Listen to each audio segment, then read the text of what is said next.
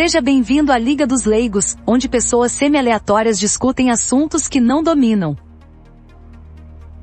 Boa noite a todos. A Liga dos Leigos está reunida hoje para discutir o filme de 1982 Blade Runner e sua continuação de 2017 Blade Runner 2049, dirigidos por Ridley Scott e Denis Villeneuve, respectivamente. Ambos são baseados no romance Do Android's Dream of Electric Sheep, escrito por Philip K. Dick e publicado originalmente em 1968. A história gira em torno de seres humanos sintéticos e os conflitos que sua existência gera em um mundo onde o meio ambiente e a sociedade estão em franca decadência. Nas três obras são abordadas questões sobre a natureza da consciência e da alma, solidão, escolhas versus determinismo e como a tecnologia pode alterar a condição humana em uma obra cada dia mais atual. Para discutir essas obras comigo, Zeno Stoico, estão aqui Salazar Luso. Olá, tudo bem? E Pepe Peripatético. Boa noite. Boa noite. Pepe, você que recomendou? Eu que recomendei? Pra fazer isso. Eu recomendei? Tá bom. Foi. Não lembrava que eu tinha recomendado, mas legal, vamos lá. Então. Eu acho que todos nós recomendamos.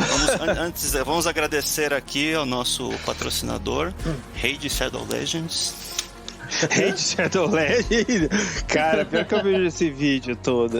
Esse que fala assim: este jogo é real. Como é que é? Esse jogo não é igual aos outros. Esse de verdade. Não sei o que. Você já viu esse que o cara fala isso? Então, vamos lá. O Blade Runner original, eu considero ele uma obra seminal por vários aspectos. Até onde eu me lembro, ele foi a primeira obra do Philip K. Dick traduzida para o cinema, né, adaptada para o cinema, ainda que não seja muito fiel ao livro. Relativamente, a obra eu gostei muito, pode ter muito dos níveis, e deu origem a uma série de outras adaptações do Philip K. Dick com níveis variados de sucesso. O que é muito importante na obra, tem pra mim três assim, camadas que eu acho muito, muito interessantes na obra. A primeira camada, ela tem uma série de aspectos, a gente vai discutir inovadores na representação de futuros, tanto futuros utópicos quanto distópicos do cinema. A gente vai discutir um pouco mais sobre isso. Pra mim, a segunda camada, ela tem uma tinturas de teologia cristã que fica muito mais grossa, muito mais pesada essa camada no segundo filme, no Blade Runner 2049. E tem a terceira camada, que pra mim é a camada mais relevante do filme, que é a camada da simbologia e da mitologia gnóstica. Então, essas três camadas. Então, é um filme muito profundo, tem um subtexto muito rico, dá pra ler muito sobre isso, ele tem uma série de inovações. E é por isso que é uma obra que eu acho fundamental para qualquer entusiasta de ficção científica em geral. Talvez o melhor filme de ficção já criado, eu acho, né? Blade Runner, né? Eu estaria disposto a perguntar qual é o outro candidato para melhor filme. Eu concordo com você, até porque nós viemos de uma sequência de filme, por exemplo, um negócio que eu acho super interessante no Blade Runner. Vou dar um exemplo de uma inovação que você não viu. Eu, pelo menos, não lembro de um filme do Blade Runner. Todo o futuro, antes do Blade Runner, as pessoas usavam o quê? Abrigos da Adidas feitos de papel alumínio com zippers laterais. É um negócio ridículo. Todo mundo usava. Blade Runner foi um dos primeiros filmes. Não, no futuro, as pessoas com mais recursos, com mais capacidade fabril, elas vão resgatar roupas sofisticadas vintage de eras específicas e usar isso. Você lembra que isso foi a inovação do Blade Runner e virou inclusive moda, né? Aquele vestido que a Rachel usa lá com aquelas ombreiras, que eu acho feio, eu acho feio pra caramba, mas não sei, as mulheres acham legal, né? Virou meio moda depois que o filme foi lançado, né? E você lembra que isso pra mim foi bem revisitado num filme que a gente já fez, vocês em particular já falaram sobre, eu não tava naquele dia, que foi o Gattaca, que também tem essa característica, né? Um futuro no qual o vintage volta a ser moda, né? Então eu acho que são uma das primeiras coisas interessantes sobre o filme, dessas pequenas inovações de ficção científica. Outra inovação, já que a gente vai entrar no filme original, que é outra coisa que nenhum filme vai discutir depois disso, são as mudanças demográficas no futuro de Los Angeles, porque basicamente Los Angeles, o filme foi feito em 82, né? E o filme é Los Angeles, onde basicamente você tem chineses numa quantidade colossal, você tem asiáticos de todos os tipos, você tem latinos, você tem tudo. Não, né? Tem espanhóis, não tem latinos. Não tem latinos, eu não lembro disso. Não, os outdoors, as placas são todas em línguas orientais, tem alguma coisa em russo, né? Mas não viu nada escrito em espanhol. Eu acho que tem, assim, bom. Talvez eu tenha me traído pelo seguinte, porque o Gaff, que é aquela personagem, que é o outro inspetor de polícia, que é meio uma espécie de, vamos dizer assim, de parceiro do Deckard, do Harrison Ford, na verdade ele é meio latino, né? Ele é mexicano, né? É o Edward James Olmos, né? Né? Mas você tem razão, porque ele fala, na verdade, quando ele tá falando, ele fala o mandarim ou cantonês, não lembro bem, porque o Deckard tá comendo um pastel, alguma coisa, um pastel. uma barraquinha e o chinês consegue entender o que ele fala. Você tem razão, não tinha latino. Mas de qualquer forma, ele fala sobre mudanças demográficas que nenhum filme depois dele se ousou falar, né? Virou um assunto meio proibido, né? Entendeu? Então é só outra inovação interessante. Antes da gente adentrar, vamos dar uma resumida no enredo dos filmes. Então, vocês querem fazer como? Falar primeiro do original vamos e depois falar primeiro da continuação? Vamos falar primeiro do original. Tá. Você quer falar? Vai fundo. Não, você à tem... vontade. Não. O enredo do filme é bastante simples, né? O personagem principal, vivido pelo Harrison Ford, é o Deckard. É um Blade Runner, né? Um caçador de recompensas, um caçador que ele é encarregado de eliminar seres humanos sintéticos que vêm para a Terra. No futuro, a corporação Tyrell, ela cria esses seres sintéticos chamados de replicantes como mão de obra escrava para a colonização espacial. Então, um grupo de 6 ou 8 deles foge lá, vem para a Terra atrás buscando uma extensão da própria vida, né? Nesse primeiro filme, os replicantes têm um limite de vida de 4 anos. No design deles, essa é uma salvaguarda que a corporação criou para evitar uma revolta. E o Deckard é responsável por caçar esses replicantes e matá-los, enquanto que eles estão tentando entrar em contato ou de alguma forma com a corporação que os criou para estender a própria vida. Basicamente o enredo é esse, né? É importante lembrar, né, que assim, esses replicantes, eles foram criados para essa colonização espacial, porque a Terra está à beira de um colapso que não fica bem claro, por alguma razão, um colapso ambiental, né? O objetivo de todo mundo é sair da Terra, e eles foram criando gerações cada vez mais sofisticadas de robôs, e eu acho que é importante, né? A gente fala robôs, mas eles são seres humanos sintéticos. Você vê isso, inclusive no segundo filme, até no livro, né? É falado isso, que a única maneira de você realmente ter certeza, diferenciar um humano de um replicante, e daí o uso da palavra replicante até no Android, é fazendo um exame de medula, né?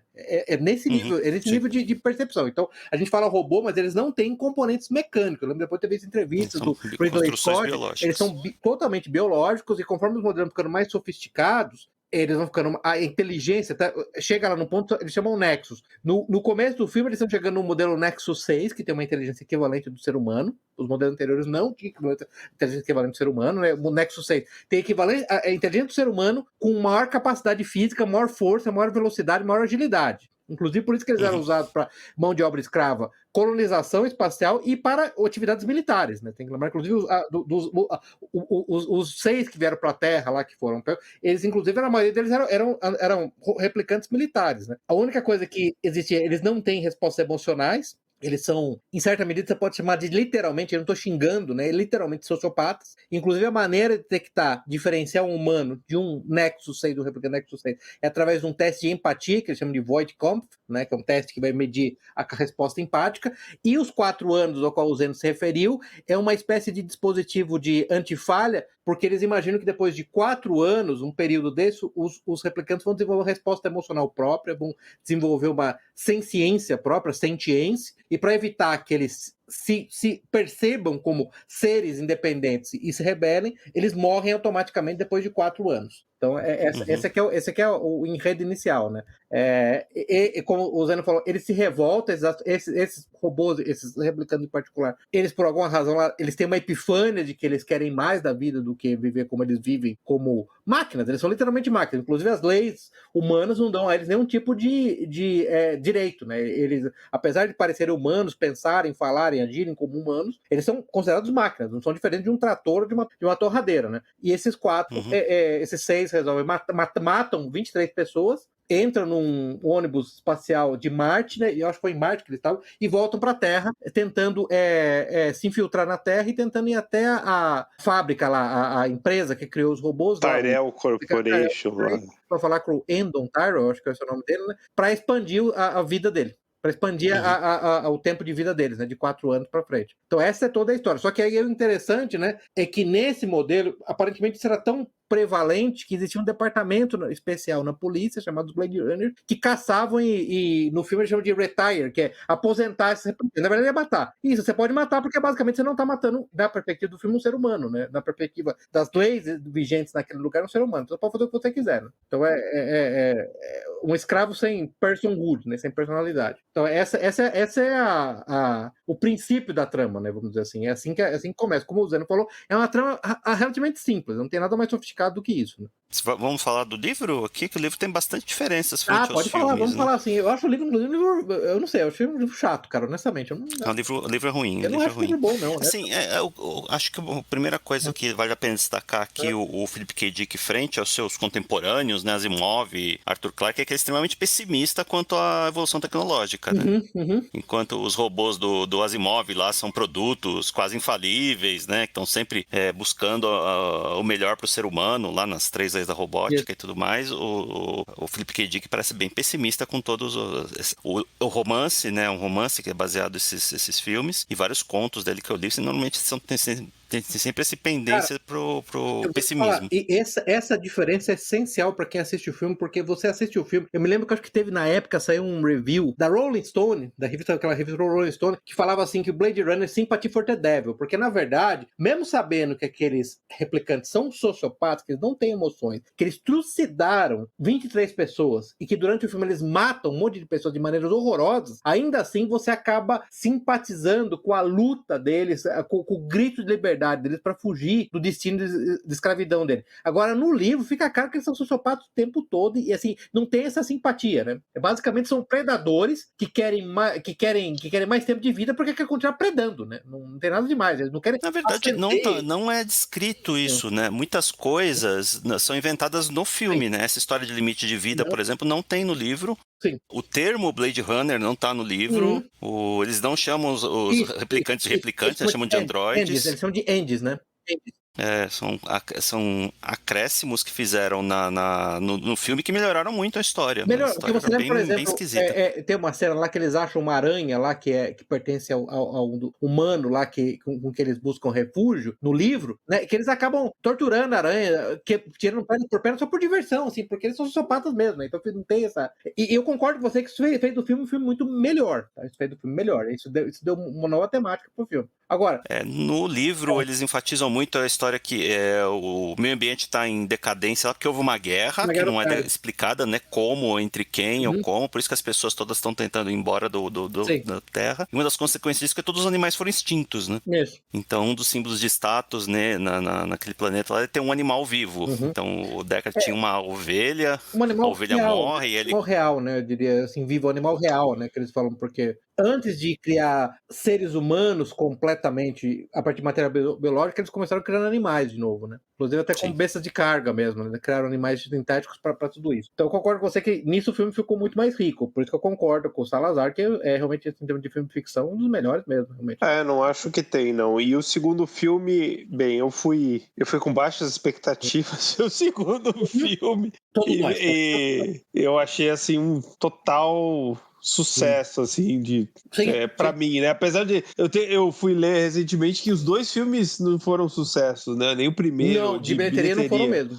Nem o primeiro, nem o segundo, né? Mas, assim, depois vira cult porque o material é muito bom. É muito bom. Essa que é a verdade. O material... Aí acho que é uma qualidade do Philip K. Dick. Ele conseguiria criar materiais de base muito bons, assim, pra discutir, pra discussão, né? E aí pegou um roteirista bom, sei lá como é que era o nome do roteirista, não vi, mas o cara era muito bom, o cara que escreveu o roteiro do Blade Runner, o primeiro e do segundo. O primeiro filme, o Philip K. Dick esteve envolvido, não sei a que nível, ele morreu no ano que o filme foi lançado, não sei se ele participou da elaboração ativamente. E aí, você sabe que isso é uma questão interessante que eu sempre me perguntei, e é especulação, eu não consegui, porque na verdade, quando o Philip K. Dick, ele teve o seu momento de epifânia religiosa lá, quando ele escreveu o Valis, né? Pra quem não lembra, o Philip K. Dick escreveu vários livros onde, digamos, um tanto quanto pessimistas, mais materialistas, assim, até o momento que ele teve uma experiência mística, onde ele concluiu, assim, eu acho que pra resumir, o Salazar me ajuda aqui, né? Mas basicamente ele teve uma experiência mística, eu sei bem essa história. Muita droga, tá? Aí chegou um dia que ele, eu acho que uma moça, tipo uma missionária, bateu na casa dele, ela atendeu a moça estava com pingente, e do pingente saiu um facho de luz colorida. Ele viu naquele facho de luz colorida mensagens. Aí o que ele concluiu, na verdade, daquilo foi o seguinte, que o Império Romano nunca acabou, que nós estamos presos num loop de tempo, numa prisão, a prisão negra de ferro, como ele chama, né? Nós estamos no tempo dos Atos dos Apóstolos, e tem uma entidade chamada Valis, que na verdade é a união da divindade de Cristo com o homem Jesus, que está tentando libertar os seres humanos dessa prisão de ferro. Então ele virou gnóstico mesmo, né? Ele acabou virando um cristão gnóstico. E isso aconteceu, obviamente, depois que ele escreveu o livro, mas antes de lançar o filme. Então eu pergunto até que ponto o envolvimento dele não foi. Porque assim, eu acho a imagética gnóstica muito pesada. Cristã e gnóstica, mas muito pesada no filme. Assim, eu acho que, por exemplo, o clássico é que o Roy Batty, que é um dos replicantes lá, é claramente uma figura, assim, digamos, luciferiano, né? Entendeu? Sim, é um anjo caído, né? Tem os temas caído que está voltando para desafiar o seu Deus, porque ele acha que ele merece mais do que ele tem, entendeu? Então, assim, isso é bem claro. Assim, isso eu estou dando um exemplo cristão. Você quer um exemplo gnóstico? Os dois filmes são construídos sempre de uma atmosfera escura, cheia de névoa,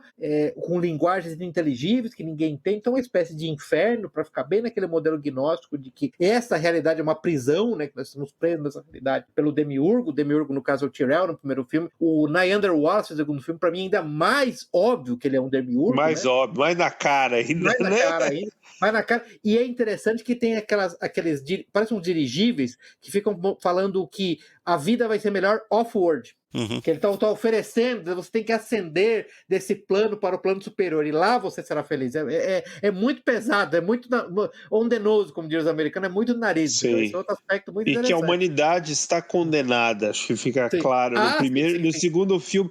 No segundo filme, os humanos não são nem importantes, né? Não. Como se eles estivessem assim totalmente condenados, né? Você vê que a única humana no segundo filme que aparece mais que a chefe dele lá de polícia, ela é uma pessoa que só tem praticamente defeitos, assim, mostrando, né? Quem que é o outro humano que eu tô falando? Não, tô falando da chefe lá do Ken, né? Robin Wright. Mas você acha mesmo? Eu acho que colocaram os humanos mais em segundo plano ainda. Mas eu não sei, cara. Assim, honestamente, eu não sei. Eu acho que, de novo, por isso é interessante do roteiro, porque eu falo, gente, é um filme muito bom, com muito desdobramento.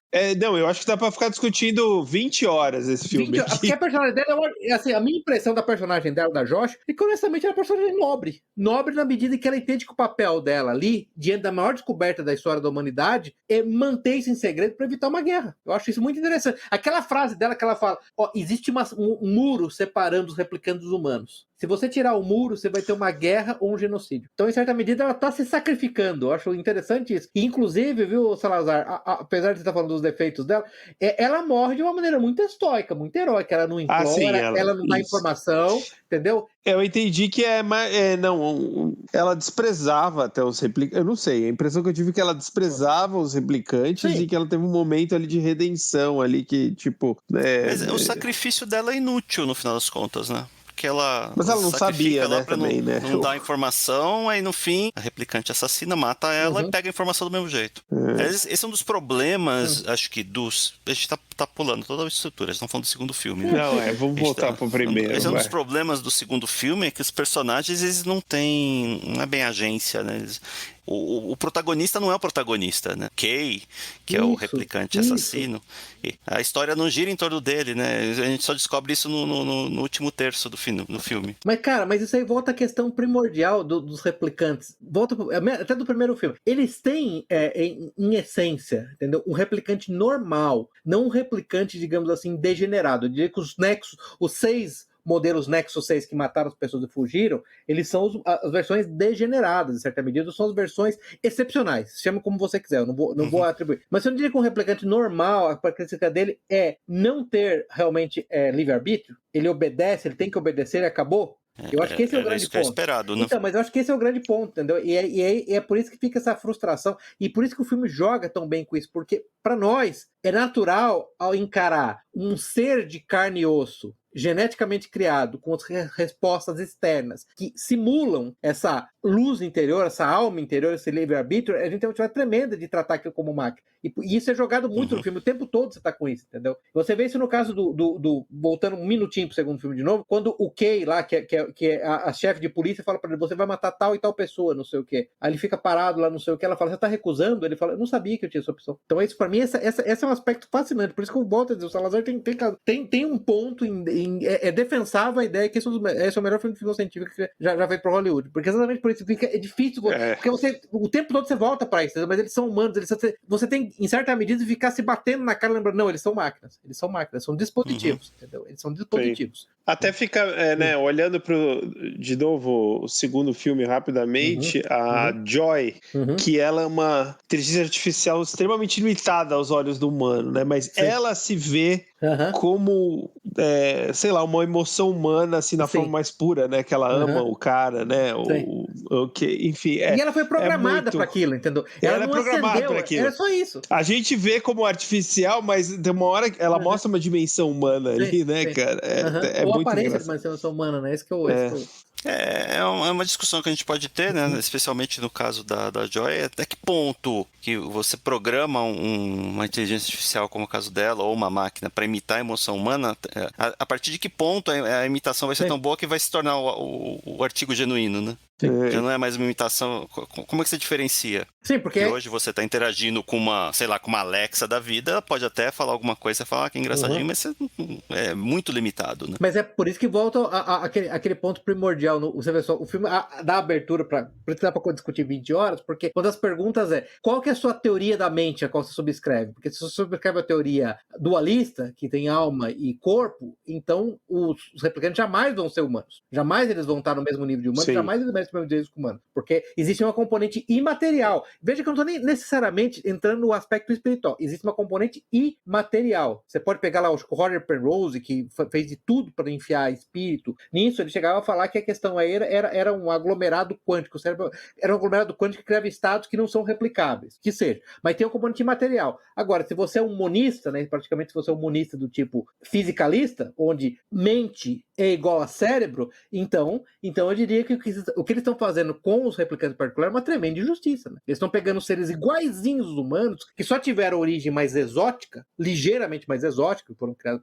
em laboratório por engenheiros genéticos, e estão tratando os seus semelhantes com origem mais exóticas como peças para serem destruídas. Objetos para serem destruídos. Né? Agora, o negócio que é interessante, veja você percebe isso no primeiro filme, é aquela hora que eles resolvem que eles têm que se infiltrar na torre do Tyrell. Eu não vou nem falar do fato da torre parecer um zigurate, né? Que aquilo é totalmente gnóstico, totalmente sumério e babilônio, né? Que o Deus criador mora no zigurate, né? Ele mora numa pirâmide negra lá, e perpetuamente noite. Mas quando eles resolvem entrar, eles pedem a ajuda de um outro engenheiro genético lá que tem acesso ao Tyrell. Não sei se você lembra que ele fala assim, me mostre alguma coisa, quando ele descobre que eles são replicantes, né? Me mostre alguma coisa, me mostre algum truque, alguma capacidade super-humana que você tem. Ele fala, nós não somos computadores, nós somos físicos. E aí a Pris, que é a única replicante que era para prazer, era replicante prostituta, que não era militar, que é a Daryl Hannah, né? Ela ainda fala, eu penso, logo eu existo. Você vê que interessante esse jogo. E aí você vê no segundo filme em particular que os replicantes têm um certo preconceito com inteligências artificiais.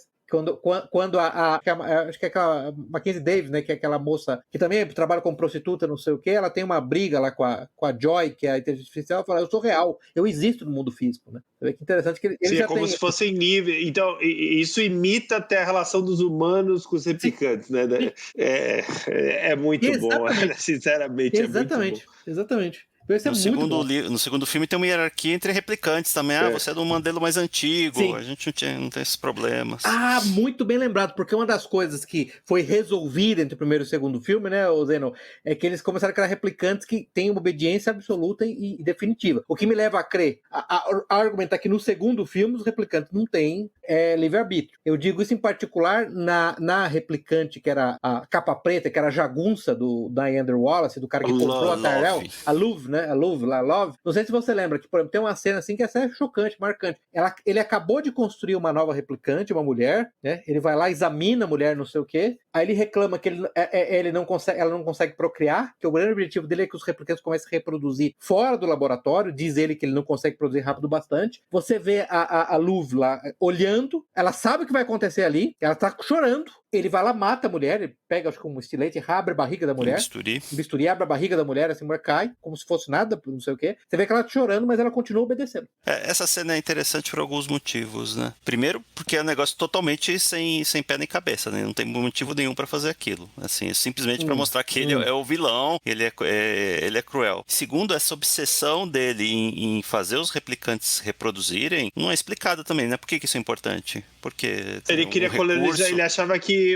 Essa também é outra coisa interessante, que os replicantes, eles são herdeiros dos seres humanos na expansão cósmica. Isso. Eles são o próximo estágio. Olha, eu diria o seguinte, permita-me de novo voltar, porque pra mim eu acho esse assunto fascinante, tá? Eu sou tão ortodoxo quanto é possível ser em termos de cristianismo, então eu não tô subscrevendo a isso, mas é um assunto que eu acho interessante ler e estudar. Você tem que lembrar que na religião gnóstica clássica, o que acontece é que a criação vem a partir do momento que a emanação de Deus lá, a Sofia, é jogada fora da pleroma, que é o mundo cósmico, que é o plano superior da existência dela, ela cai nesse plano físico, aí ela cria o Demiurgo, né, que nesse caso seria o Niander Wallace ou o Tyrell do primeiro filme, e o Demiurgo é um falso deus que se acha onipotente, mas ele não pode criar nada, ele só pode manipular matéria, então ele só pode criar componentes físicos ou ele pode criar demônios. É a única coisa que ele pode criar. E então, na verdade, o Niander Wallace, sendo um demiurgo, ele antevê a possibilidade de se provar como um deus de verdade se ele conseguir criar um ser que pode se reproduzir. Enquanto ele não consegue fazer isso, ele se considera... o ego, digamos, demiúrgico dele, lá, demoníaco dele, não está satisfeito. E mais, além disso, ele sabe que um outro demiurgo, que nesse caso é o Tyrell, já tinha conseguido fazer isso, entendeu? Lembra que ele fala, essa tecnologia ela foi achada e foi perdida. Essa é a leitura que é feita, né? Mas não é explicado isso no filme, né? Não é explicado assim, mas assim, o negócio é interessante. O Philip K. Dick, como eu falei, ele virou totalmente gnóstico, e o Ridley Scott também tem bastante interesse nisso, tá? Eu vi entrevistas dele, e o roteirista também, que eu esqueci o nome, todos eles têm eles gostam disso aí, entendeu? Tanto que o negócio é interessante, viu, o Zé Natal? É interessante que o Demiurgo lá, que eu até anotei o nome, é o Yaldabaoth, né? Que seria o falso deus lá, o deus do sistema solar, que criou o sistema solar, não sei o que, a partir de matéria pré-existente, o Yaldabaoth. O negócio interessante dele é que ele é cego, né? E ele tem uma aparência de leão. Agora, olha como está, de novo, na cara. O Niander Wallace tem aqueles olhos labios. Ele é cego, na verdade, ele tem aqueles olhos. Lembra que os olhos dele são cheios de cicatrizes ao redor dos olhos, ele tem aqueles globos oculares artificiais. E ele tem aquela barba de leão, né? Você vê como é pesado esse negócio. Ele tem uns dronezinhos que ficam enxergando por ele. Que ficam enxergando por ele. Ele é cego e tem a barba de leão. Igualzinho o Demiurgo Yaldabaoth da religião gnóstica. É impressionante como é bem pesado, entendeu? Você começa a estudar assim, isso é um negócio fascinante, porque é bastante desses temas, entendeu? E você lembra que ele fala muito de anjos, né? Sim. E aí além de ter um monte de referência bíblica, né? Não sei se vocês lembram, por exemplo, as duas personagens lá, vamos dizer, artificiais, a Luv e a Joy, né, que é a inteligência artificial lá, a prostituta lá, a dama de companhia artificial do Kay lá, Love and Joy. Você lembra que tem uma hora que eles falam de síndrome de Galatian Syndrome, tem uma doença lá, Galatian Syndrome. Eu achei que era super pesado, agora voltando à imagética cristã, porque se você vai ler em Gálatas, eu até anotei o texto de Gálatas, mas acho que é 6, 20, eu vou anotar, depois eu vou falar, mas assim, os frutos do Espírito são o quê? Love and Joy. Entendeu?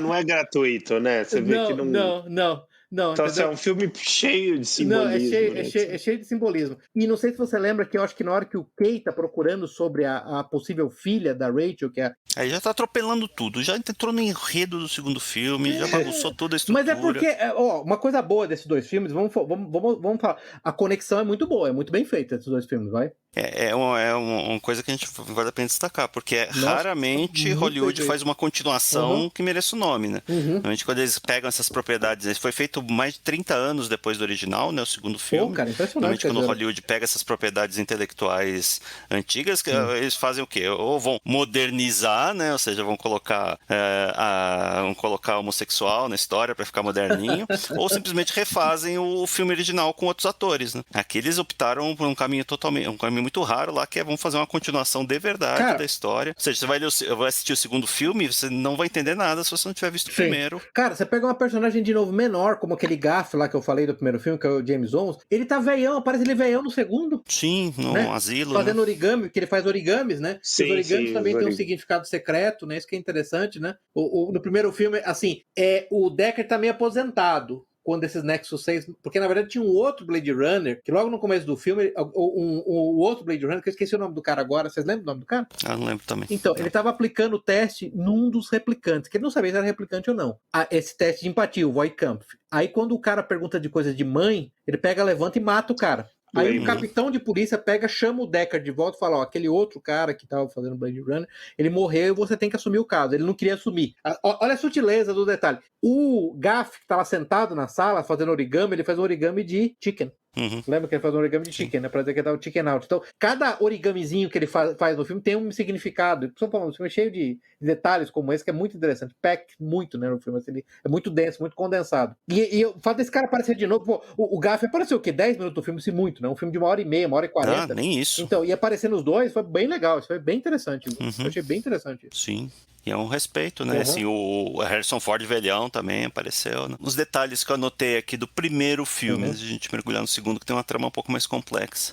O futuro, a história do primeiro filme se passa em 2019, né? Então é aquele futuro que nunca chegou, né? Você vê lá um monte de anúncios, né? De empresas que quebraram, né? Polaroid, Panam. Tinha da Panam? Tinha da Panam? Eu não vi. Tinha da Panam. Tinha da Panam, caramba. Mais de uma vez. Panam, acho que era até uma empresa que tinha voos off-world, se não me engano. A Panam que forneceu os voos off-world, legal. Eu não lembrava. Aquela ideia que o Japão ia ser a superpotência do futuro, né? Todo cheio se passa em Los Angeles, né? Então todos um monte de outdoors em japonês, todo mundo fala japonês nas ruas. O Zeno, tem uma cena na qual o Roy e o Leon, que são os dois replicantes, eles vão lá atrás de um cara que fazia óleos, um engenheiro que fazia óleos, lembra? Um chinês? Sim. Então, cara, na entrada do laboratório do cara, tá escrito em japonês. Depois você pega, eu vou até colocar, tá, nas notas. Tá escrito em japonês. O seguinte, China bom, América bad. Excelente. Muito bom, né? Muito bom. Assim, que eu já comentei, né? Nas ruas lá dessa Los Angeles distópica, e todo mundo fala japonês, fala até alemão em alguns momentos, né? Russo, né? Eu acho que russo também. Uma cena, um pouco de russo, mas ninguém fala espanhol. Então eu não lembrava. Ninguém fala espanhol. Não lembrava que ninguém falava espanhol, não. E um dos avanços, né, que a Tyrell tá tentando fazer para estabilizar os replicantes, é implantar memórias. Eles fizeram um protótipo, que é a Rachel, que é o primeiro replicante lá que recebe memórias artificiais. Então ela não sabe que é um replicante porque ela tem lembrança da infância, né? Que eles conseguiram fazer de outras pessoas.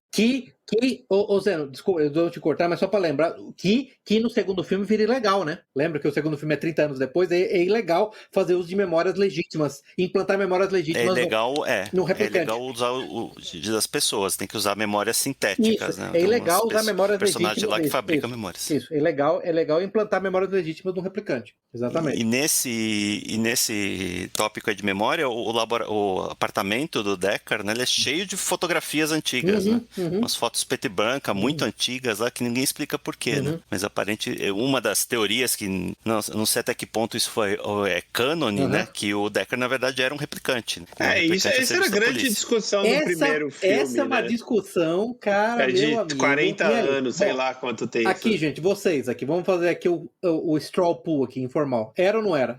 Zeno? Eu acho que não. Salazar? Por causa da sequência, por causa do 2049. Não, eu acho assim também, assim, vamos lá. Eu acho que o Deckard, assim, se ele for replicante, as pessoas acham que é isso que torna o primeiro filme bom. Eu não acho. Claro eu acho que ele é a ponte justamente dos humanos com os replicantes. Ele é o cara que conecta que nem diz, como é que diz aquele rapper americano lá, eu vou conectar os pontos, não sei o quê. Ele é o cara que conecta. Não, como é que é aquele que ia ser presidente? O Kanye fala isso, I'm connecting the dots. Pra mim, ele conecta os pontos, entendeu? Entre os humanos e os... É muito mais rico se ele for humano. Eu acho que é mais interessante se ele for humano do que...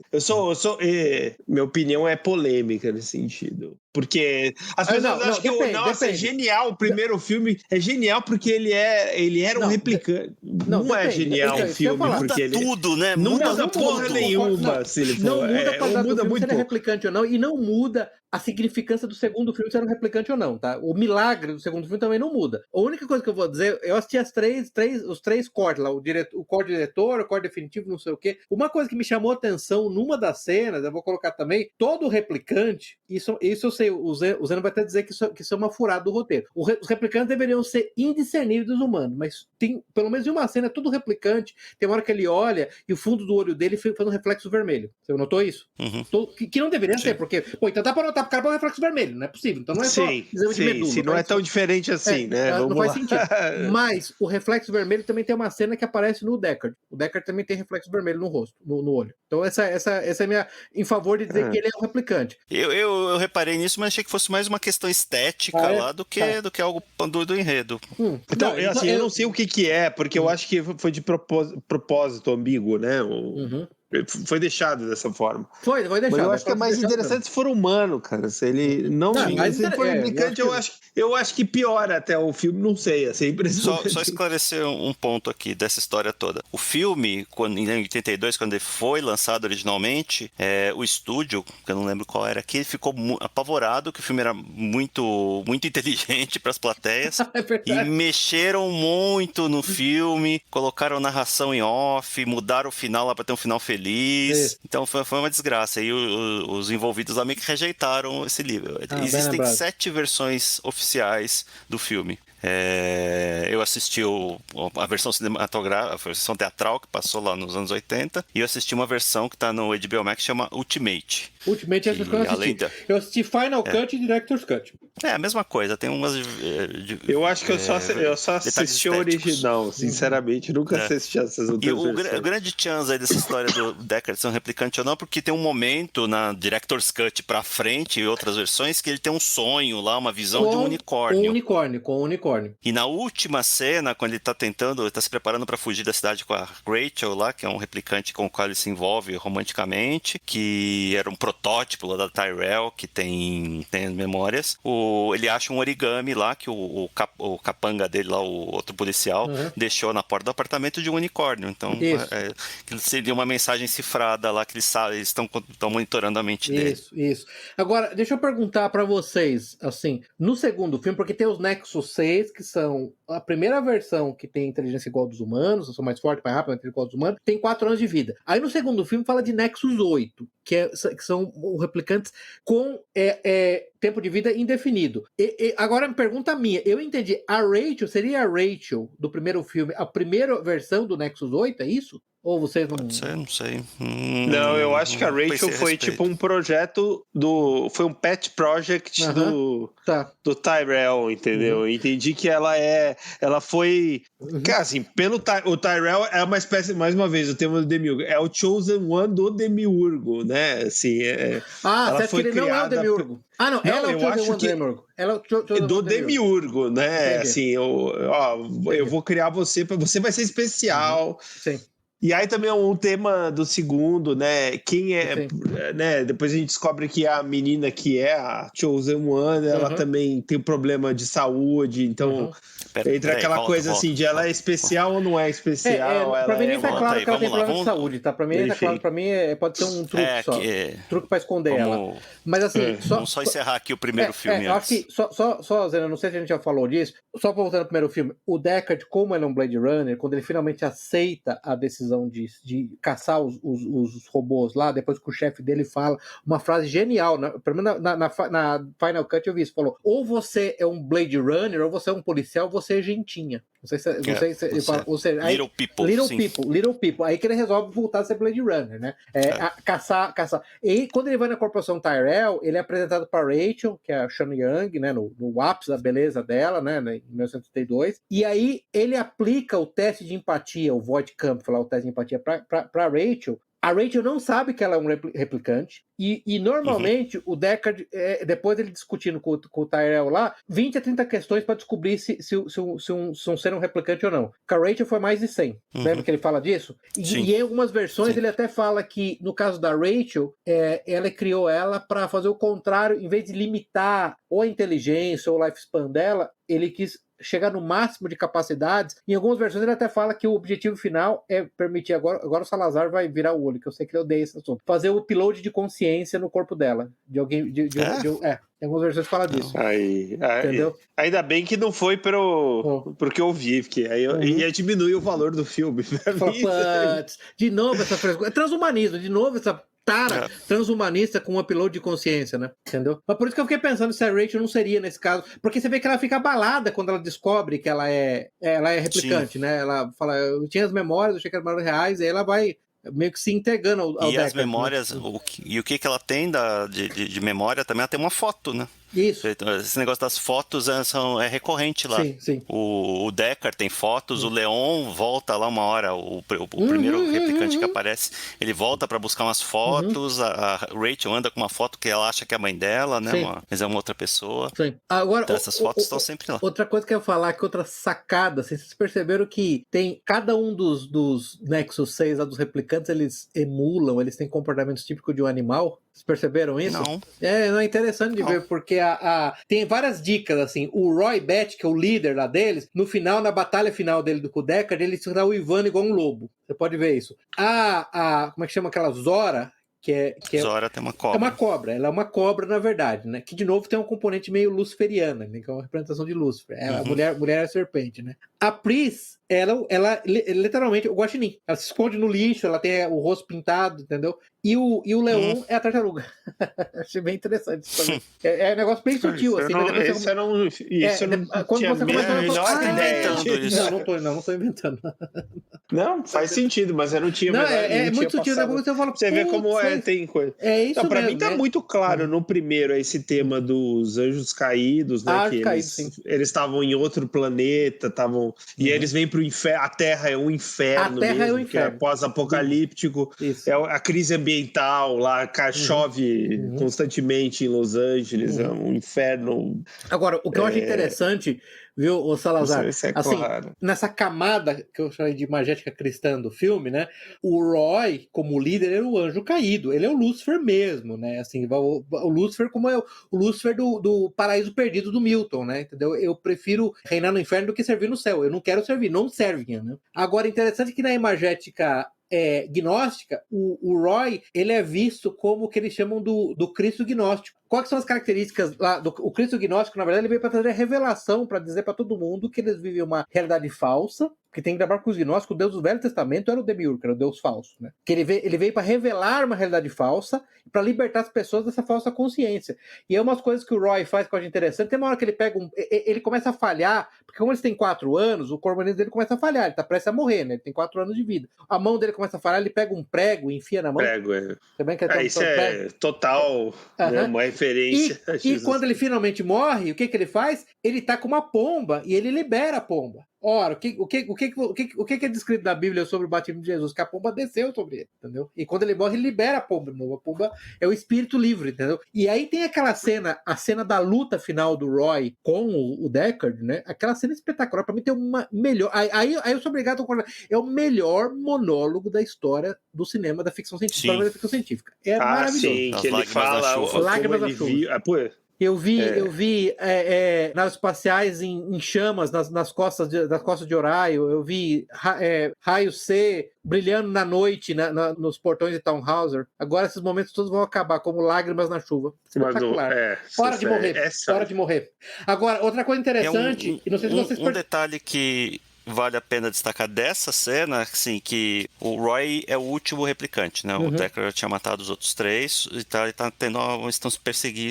perseguindo um ao outro lá num prédio em ruínas. E o Deckard tá tomando um couro, né? Tá desesperado lá, tentando fugir. Ele tenta pular pro prédio do lado, fica pendurado. E tá chovendo e tá prestes a morrer, né? Roy Batty consegue pular, está lá vendo o inimigo dele, o cara que matou os amigos dele lá caindo, e ele estica a mão e salva o cara. Então, de uma certa forma, ele alcançou uma humanidade que os próprios humanos abriram mão.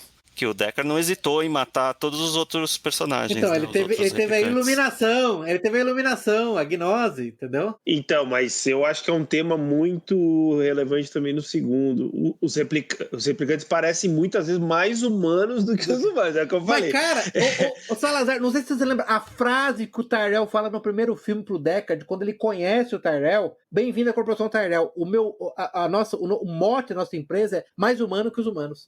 Lembra que ele fala isso? Mais humano, more human than humans. É impressionante como essas coisas se coligam. Agora, a pergunta é, por que é que o Roy Batty salvou o Deckard? Então, eu acho que uma interpretação é essa, que ele teve essa iluminação, essa revelação gnóstica, que ele não, todas as vidas são interconectadas, nenhuma delas deveria ser desperdiçada. Eu já vi outra interpretação de que o Deckard cuspiu. Quando ele cuspiu nele antes de cair. Ele viu naquilo um adversário que estava disposto a não implorar pela vida, aí ele salvou. E uma terceira interpretação, tô falando de interpretações que eu li, não tô dizendo exatamente que eu concordo com uma delas, é que ele percebeu que ele alcançaria imortalidade relatando para o Deckard o que ele viu. Por isso que ele salvou o Deckard. Eu não sei.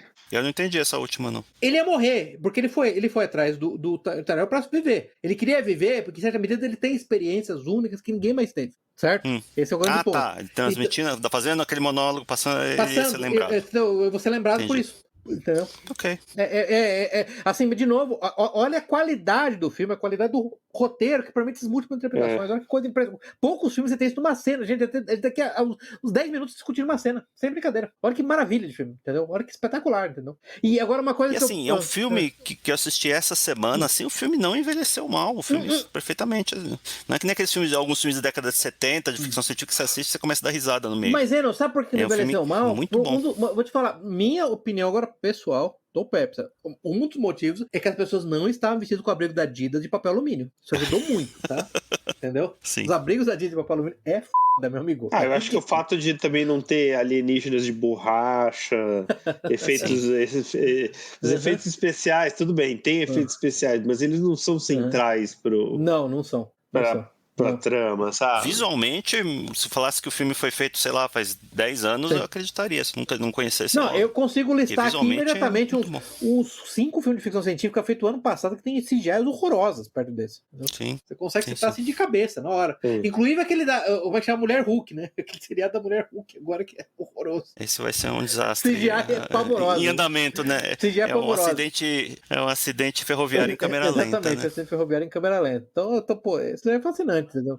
Mais algum ponto aqui do primeiro filme original? Não, eu acho que a gente cobriu bem o primeiro filme. Eu acho que cobriu tudo que tinha que cobrir do primeiro filme. O filme, ele termina com o Deckard e a Rachel fugindo, né? Assim, um destino não revelado. Eles estão saindo do apartamento do Deckard e para escapar da polícia e da corporação Tyrell. E o Gaff, acaba por aí. Que o parceiro dele tinha avisado quando o Roy Batty morreu, né? Finalmente o Gaff, o parceiro dele, chegou lá no teto, lá onde o prédio estava, e falou: você sobreviveu, uma pena que ela não vai, falando da mulher, né? Entendeu? Mas no final ninguém sobrevive, né? Algo assim, não sei como é que traduzir. Algo assim, isso. E aí que eles vão fugir. O filme termina com eles fugindo, né? Aliás, o negócio que eu li assim nas notas, que as cenas da fuga lá foram feitas de tomadas aéreas daquele filme The Shining. Que o Ridley Scott pediu. O Shining acho que tem uns 160 horas de filmagem lá e pegaram umas sobras lá.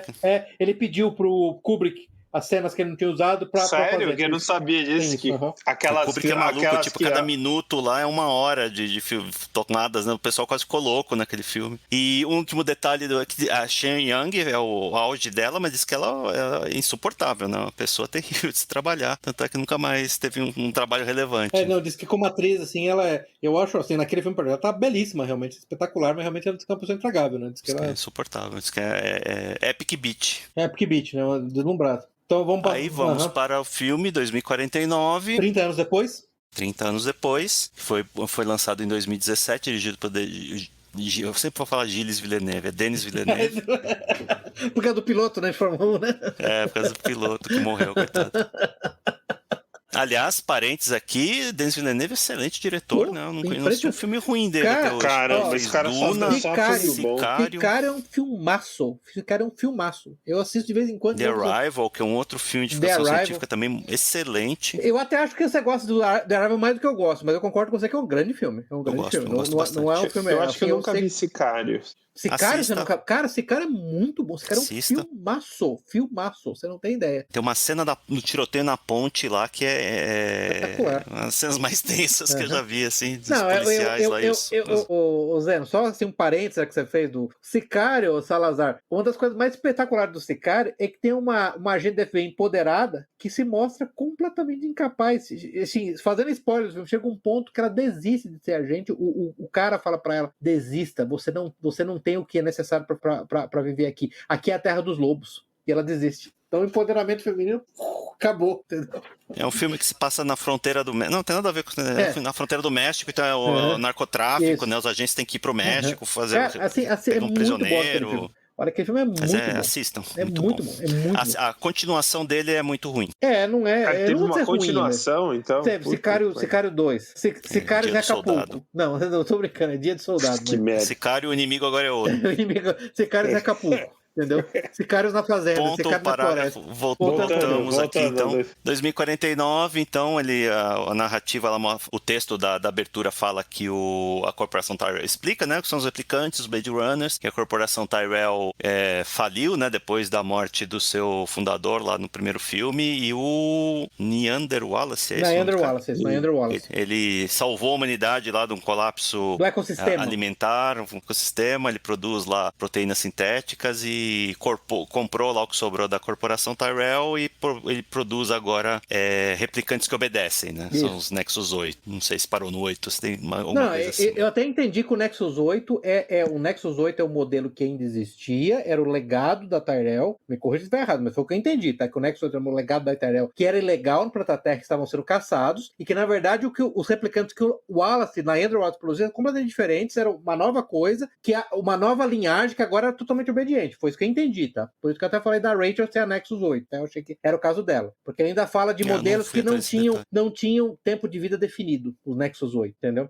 O filme começa com o novo Blade Runner, né, da história, que é o Ryan Gosling, e ele sim é um replicante, né, desde o começo. Fica claro desde o primeiro instante que ele é um replicante. Ele sabe que ele não tem problema nenhum com isso. Não, ele se aceita, ele se abraça, tá? Ele não tá no armário, ele tá no armário, tá? Ele se declarou. Ele não vive uma mentira. Replicante. Ele não vive uma mentira, tá? Aliás, uma frase muito interessante dele, né? Não lembro que momento do filme que ele fala, pra você ter alma, você precisa ter nascido, né? Então foi fabricado, eu não tenho alma. E não tem problema nenhum com isso, não lembro exatamente de novo, olha a imagética cristã. Porque ele fala, você tem que ser born, not made. Onde é que você fala born, not made? Todo domingo na missa, quando você vai citar o credo niceno, na igreja católica, né? Que você fala, em inglês é begotten, not made, mas é born, not made, né? Fala que Jesus Cristo é nascido, não criado. Pra dizer que ele é um com Deus, né? Que ele não é uma criatura de Deus, como o resto da humanidade, entendeu? Olha de novo, olha o peso da imagética cristã, né? Born, not made. Então começa o filme, esse Blade Runner tá investigando lá um possível replicante legal, que é o Dave Bautista, né? Que é o Drax lá do Guardiões da Galáxia.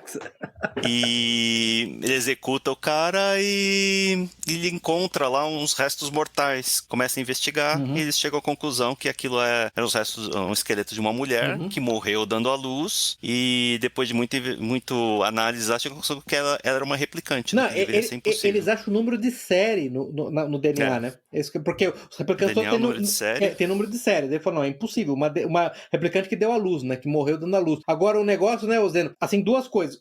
O Dave Bautista é um Nexus 8, é um desses replicantes que são legais, que não tem tempo de vida limitado. E você descobre depois que ele se deixou matar pelo Ryan Gosling, pelo Kay. E duas coisas. Quando ele morre, a última coisa que ele fala no diálogo, ele falou, você nunca viu um milagre. Eu vi. Alguma coisa desse tipo. Você mata os seus semelhantes, né? Você nunca viu um milagre. Isso. Você mata os semelhantes porque você nunca viu um milagre, exatamente. Aliás, só um parênteses aqui. Eu nunca ficou claro pra mim porque que a polícia de Los Angeles precisa de um replicante pra fazer esse trabalho. Não tem... Qual que é a vantagem que ele oferecia? Assim... Mas, em primeiro lugar... Tava cheio de gente lá.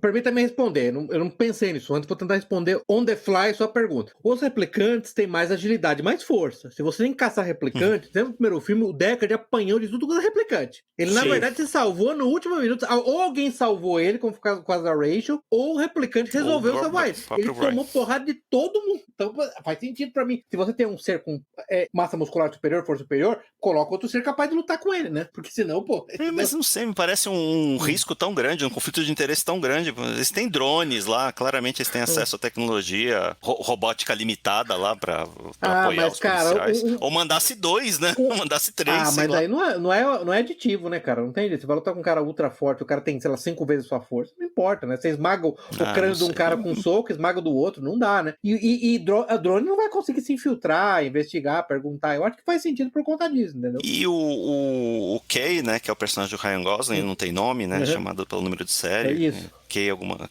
Joe, coisa. depois eles falam, e ele é hostilizado, né, por todo mundo, né? Hostilizado pelos policiais, pelos vizinhos, por estranhos na rua. O cara é xingado a caminho da casa, ele é xingado. Pelas veinhas na rua. Um apartamento. Pelas veinhas na rua, um negócio impressionante. Todo mundo odeia o cara. Não parece ser uma equação, assim.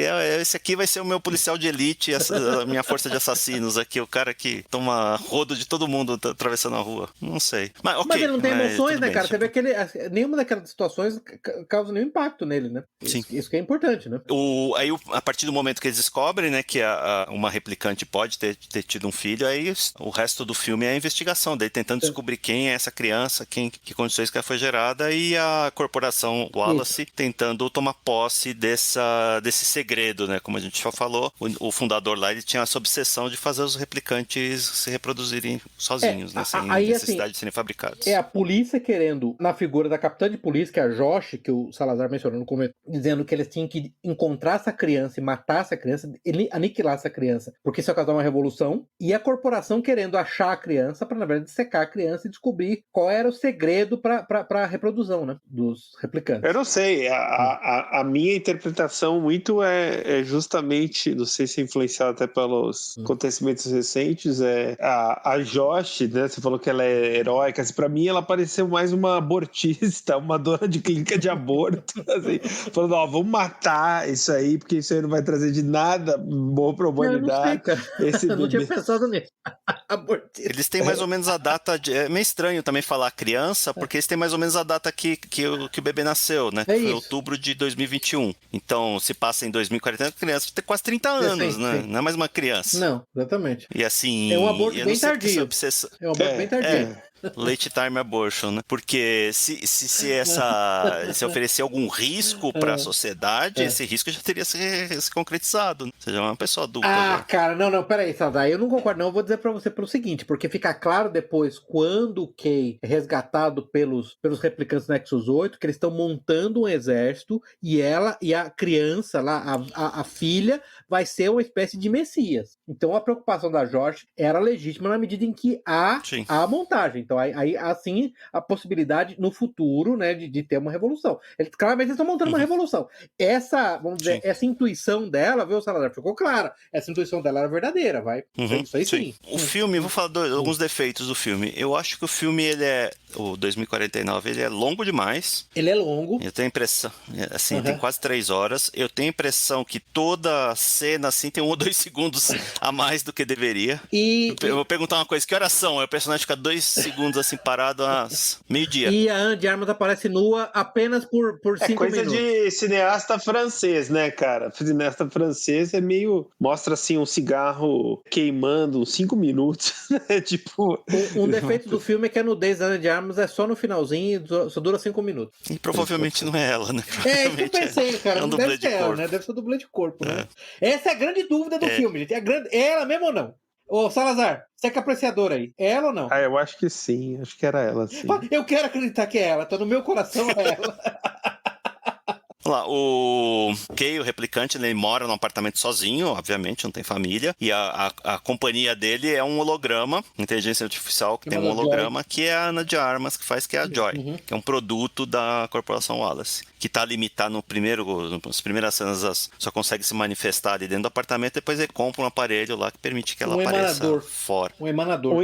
Que é um outro tema, né, do filme, que o Kay é uma espécie de incel, né, assim, ninguém gosta dele, né, cara? Eu acho que é um puta tema, assim, subtema, digamos, do filme, né? Cara, e depois uma hora ele engaja num homenagem mais bizarro possível e imaginável, com a Joy e com aquela outra replicante prostituta lá, né? Que coisa Exato. bizarra aquilo lá, né? Lembra? Sim, é estranhíssima a cena. A Joy paga, né, pra prostituta. Foi né, paga, a Joy paga pra prostituta, ela meio que entra no corpo da prostituta, quer dizer, sincroniza com a prostituta. Nossa, que negócio bizarro. Vou te falar, aquilo é broxante, tá? Deixa eu falar pra você. Não dá, não. Não rola. Eu falar, eu acho que eu vou jogar FIFA, não vai dar não. Esquece. A personagem da Joy é um personagem muito interessante porque é tudo muito ambíguo com ela, né? Porque fica claro que ela não é uma mente real, né? Ela é uma inteligência artificial, mas ela demonstra afeto pelo Kay, né? Sim. E a ponto de se colocar em risco, né? As emoções são muito afloradas na Joy, né? Fica muito claro isso e eu acho que isso é intencional também. É pra mostrar o seguinte, cara, justamente assim, um subconjunto das emoções humanas pode ser considerado algo que, para um ser humano, é suficiente, entendeu? Para caracterizar como humano ou não. Ali, à primeira vista, para um ser humano, não, né? Mas pro Kay, que tinha esse vácuo, apesar de ele não sentir emoções, né? Fica também esse subtexto de que ele tinha vácuos emocionais. Assim. Não, claro, mas um replicante é um sociopata, né? Um replicante é pra ser um sociopata, ele foi criado pra ser um sociopata, né? Vamos ser honestos. Esse que é o grande ponto, né? Senão ele não tinha necessidade de ter a Joy, você concorda, Sim. né? Se ele não é um cara totalmente... Cara, é muito interessante, sei lá. Isso é interessante, exatamente. Porque ele é um artefato, vamos dizer assim, que ele foi criado para ser um assassino. Exatamente, um artefato. E essa relação que ele desenvolve com a Joy, aparentemente, que não é o suficiente para ele. O que foi determinado para ele, né? Ele ser uma máquina para matar os semelhantes dele, não é o suficiente. Ele aspira a alguma coisa a mais. Né? Sim. Mas, assim, vocês não acham que aí, para mim, a grande aspecto é que a Joy, na verdade, eu lembro um pouco do Matrix. É apenas mais um mecanismo de controle. Ela pode parecer uma lutadora contra o sistema, mas na verdade é só um mecanismo de controle. Eu achei que sim, achei que ela estivesse passando informações lá, localização ela tava, tanto que na hora que ele tirou a antena do emanador lá, a corporação perdeu o contato. Sim, entendeu? Então porque ele tirou a antena do emanador a pedido dela, da Joy. Ela falou, tira a antena. Então, eu achei que ela estivesse passando informações lá, mas aparentemente ela tomou decisões ali próprias, né? Em prol do Kay, em prol do namorado dela, né? Não fica claro, essa é uma personagem bem interessante, a Joy. Não, sim, é interessante, eu não tinha pensado nisso, tem razão. Porque foi ela que pediu pra tirar a antena, você tem razão, eu tinha esquecido disso. Até onde a gente pode concluir, ele nem sabia que a antena existia, né? Tem razão, sim. É verdade. Putz, impressionante, tem razão. Naquele momento Então, aí o grande ponto do Kay é que ele vai atrás da criança, ele vai em vários lugares, ele tem memórias que ele imagina serem dele. Eu acho esse negócio fascinante. Ele imagina originalmente serem de artificiais, né? Memórias sintéticas. Isso. E aí, à medida que ele vai fazendo investigação, ele começa a se deparar com umas situações lá que, peraí, eu lembro disso, né? Então talvez essa criança aqui que nasceu seja eu. Ele começa e a Joy começa a enable isso nele, né? Fala, não, você é especial, sempre soube que você era especial. Cara, mas isso é uma cena impressionante quando ele finalmente, eu acho que é o único momento que ele demonstra emoção legítima, de fato. Quando finalmente um dos replicantes fala pra ele, você pensou que era você, que era criança? Não é você. Todo mundo quer ser a criança, mas não é você. Foi o único momento que ele mostra a emoção legítima da decepção. Impressionante, cara, sério. Impressionante.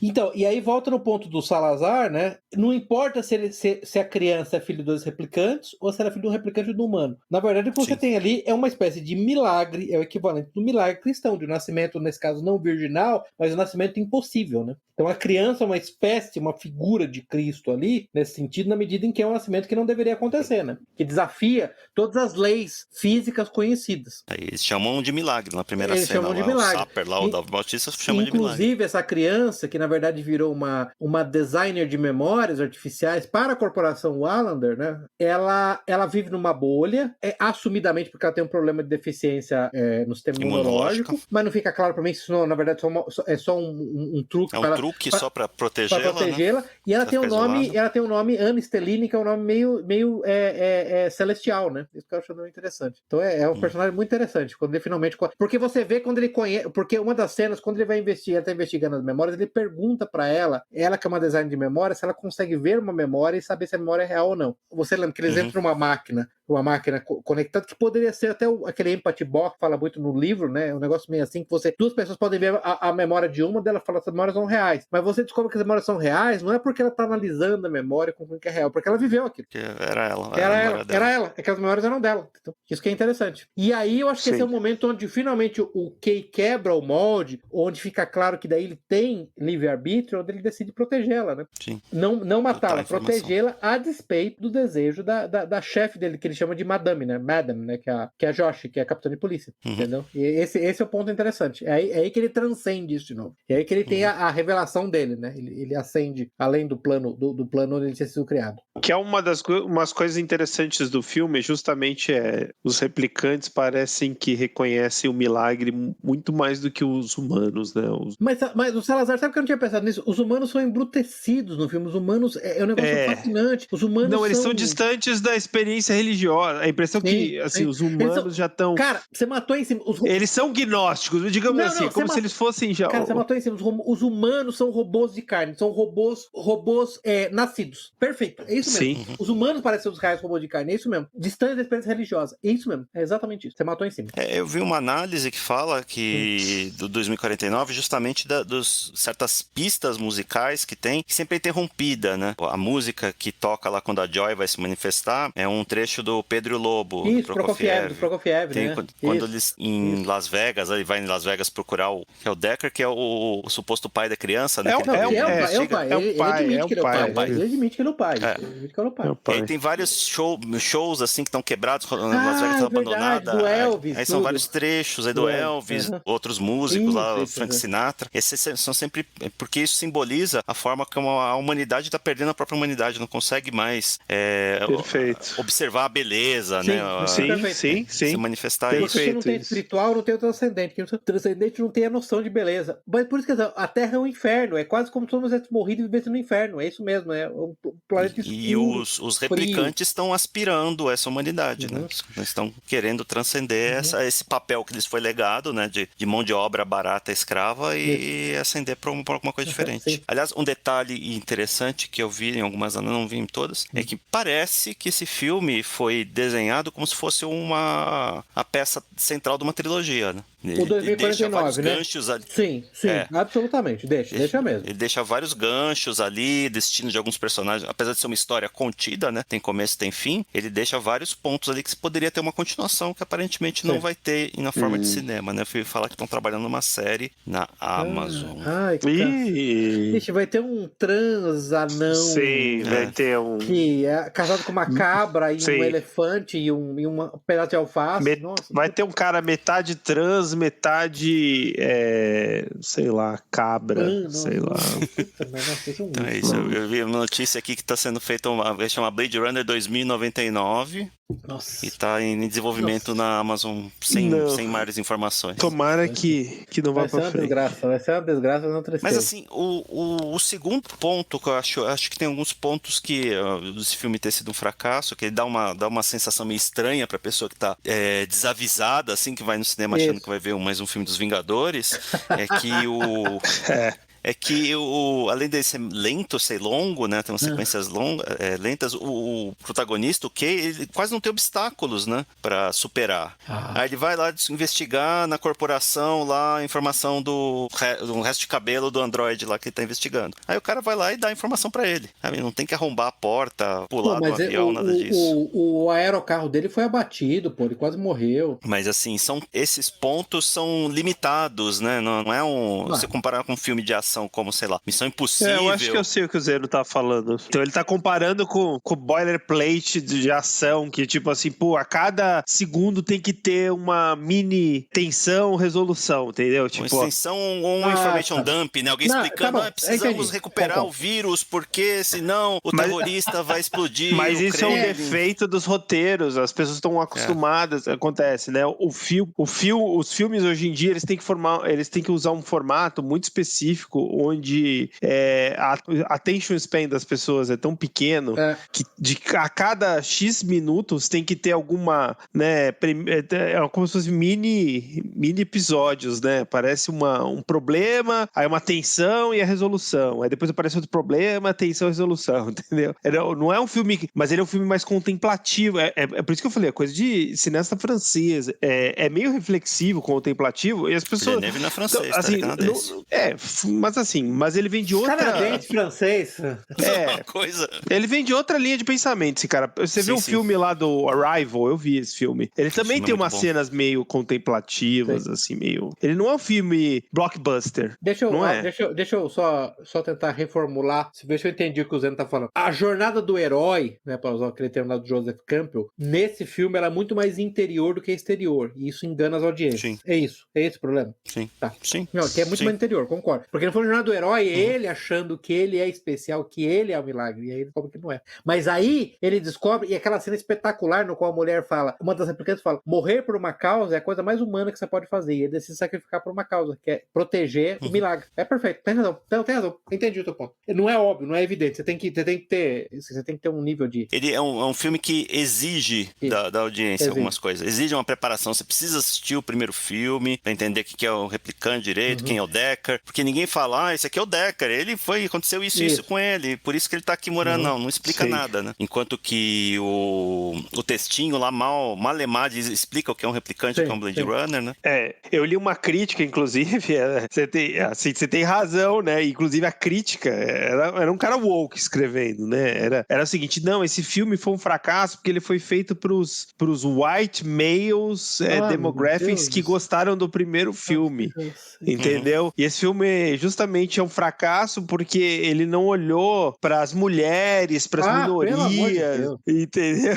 Eles falaram isso na crítica. Falaram assim, ó, não só você tem que ter visto o primeiro filme, que é verdade, vai, assim, vamos combinar, você tem que ter visto, mas você tem que ser um white male pra apreciar esse filme. Quem vai no cinema hoje em dia desavisado, né? O que é o Jurassic World, por exemplo? É um remake do primeiro filme, né? Você não precisa ter informação nenhuma. Tudo que precisa vai acontecer de novo lá, ou vai ter um information dump jogando isso no seu colo. É esse tipo de filme que as pessoas estão acostumadas. O Star Wars lá, o The Force Awakens, é o remake do primeiro filme com outros atores, né? Então todas as informações vão ser jogadas lá. Esse filme não, 2049, você tem que ter uma certa preparação, tem que prestar atenção. As coisas são sutis, né? As cenas de ação são poucas cenas de ação, assim, muito rápidas, né? E os personagens, eles não têm o destino esperado, né? A Joy, ela morre de uma forma muito... Apesar de não ser inteligência artificial, não ser um ser humano, ela morre de uma forma muito anticlimática, né? Sim. Não é um filme fácil, mas eu gostei particularmente porque eu acho que ele... Não, gostei bastante, sim. Ele pega o material original, que já era muito bom, e ele melhora, na minha opinião, que é difícil. É muito difícil. Vamos combinar, assim. Ele não agride, né, nem os personagens, nem o enredo do original, e ele consegue expandir. Né? Exato, ele melhora. Continuação no melhor sentido da palavra. E eu achei, assim, que é como o Pepe falou, fica mais na cara o aspecto, né, cristão. Tem gente que fala que não, né? Eu li também crítica que fala assim, não, olha, justamente pra mostrar que ninguém é especial. Assim, eu ouvi uma crítica super niilista, né? Tipo, nada é especial, você não é especial, o Kay não é especial, a menina lá, a Chosen One, não é especial. E eu senti justamente o contrário, né? Ele mostra justamente fica muito claro logo no começo lá que tem o Brutamontes lá, o Dave Batista lá, coisa que ele fala justamente, ó, eu presenciei um milagre. Né? Isso. É o Sapper, o David Bautista é o Sapper, é o fazendeiro de proteína. Aliás, que é um bom ator aquele Brutamontes, viu? Me surpreendeu ele, né? Por ser um cara ali assim, ele tava muito bem, eu não acho ele normalmente um bom ator, mas ele tava muito bem. Eu acho que ele é um bom ator até perto, porque ele é um cara de luta livre, não é? Esse cara aí, né? Ele é tipo The Rock, né? Mas assim, isso tanto não é verdade que quando ele começa a suspeitar que ele pode ser especial, que ele pode ser essa criança que nasceu, que a vida dele pode ser outra, ele pira, né? Ele meio que sai do cercadinho dele. Sai do cercadinho? Eu não lembro disso já. Tem um teste que eles fazem. Então, depois que ele mata o primeiro replicante, ele tem que voltar pro quartel de polícia e fazer um teste lá de baseline, sei lá o que eles estão medindo. Aí tem que repetir uma série de frases lá. Totalmente louco o teste. Cells.